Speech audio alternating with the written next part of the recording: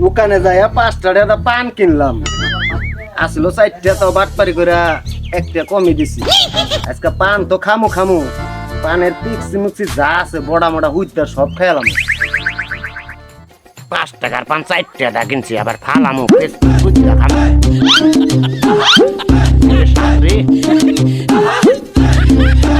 ফালামু না।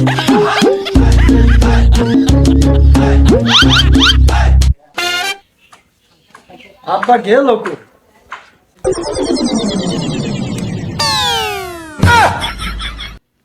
দেখ দিয়ে হালার পোহালার কামটা 10টা টেয়া চাইছি 4 দিন হয়েছে, আর 5 টাকা পান কিনে না কিবা চাবাইতাছে।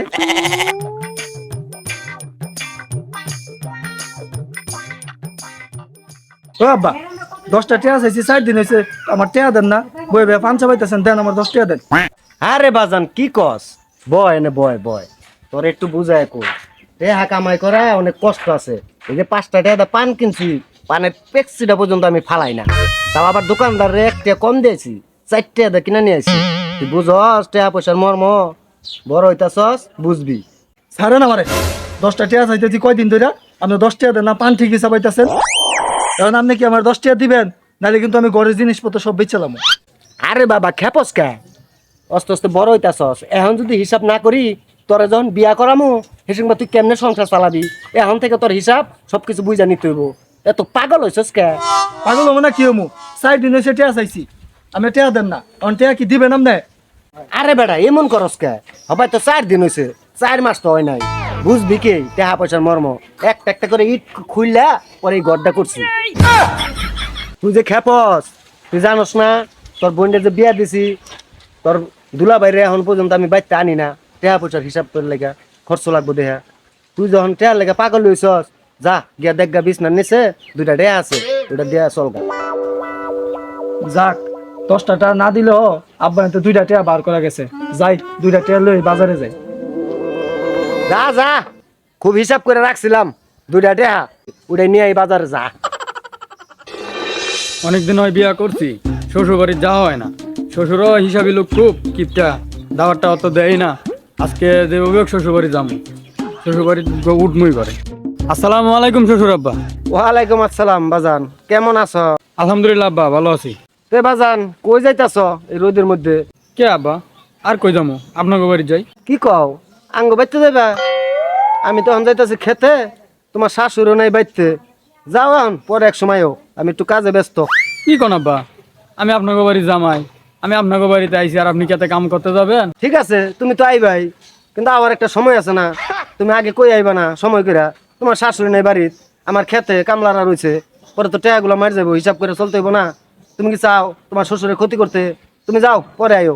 কি কোন আব্বা, এই দুপুরে রোদের মধ্যে আইছি, লন বাইতে যাই, কিছু খাওয়া দাওয়া করিয়া পরে বিকালে রোদটা পড়লে যাবো গানে। আচ্ছা এত করে কইতাছো যখন, আচ্ছা রোদটা একটু কমুক, লও বাসায় যাই। আচ্ছা চলেন।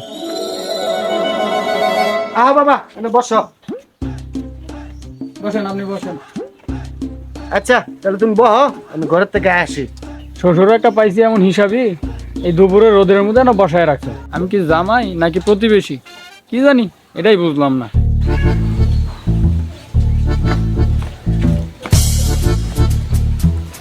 নাও জামাই পানি খাও, ঠান্ডা পানি, গরমের মধ্যে আইছো।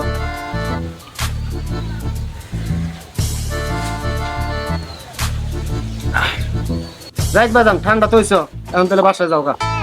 না আব্বা, আজকে তাই গিয়ে যাম। পানি খাইছো বাজান, ঠান্ডা হইছো, এখন যাও গা। বুঝো না তুমি, তোমার শাশুড়ি বাসায় নাই, পরে আরেকদিন আইও।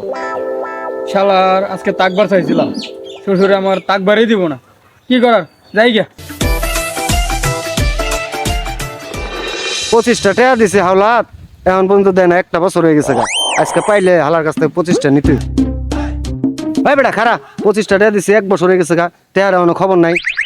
আরে কাকু, আমি তো আপনার খুঁজছি 25 টাকা দেওয়ার লগে, কিন্তু আপনার আমি খুঁজতে পাই না, কই থাকেন আপনি? আরে বেটা আমার কথা আমারই ঘুরাই দে, এই 25টা টাকা লাগে আমি কত কষ্ট আছে, আমার টাকা এখনই দিয়ে যাবি তুই।